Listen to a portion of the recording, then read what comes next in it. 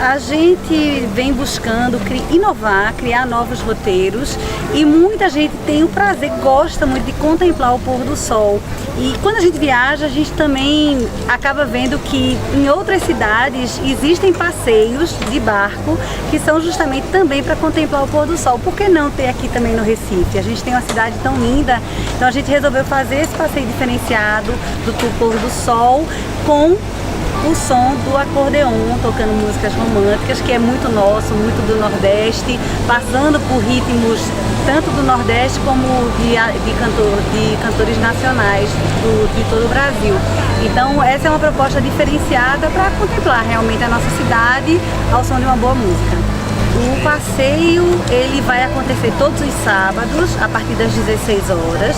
A duração é de 1h10, 1h20 até o horário do pôr do sol. E a gente vai navegar pelo chamado Encontro das Águas, que é aqui na área portuária e Bacia do Pina. E a gente tem o Encontro das Águas que cortam a nossa cidade, passando por debaixo da ponte 12 de setembro, para chegar mais próximo ali do Cais do Imperador e também do nosso Paço Alfândega. E o horário do pôr do sol a gente vai estar na proximidade do Cais José Estelita, seguindo em direção ao Cabangue Yacht Club, para justamente pegar o melhor do pôr do sol.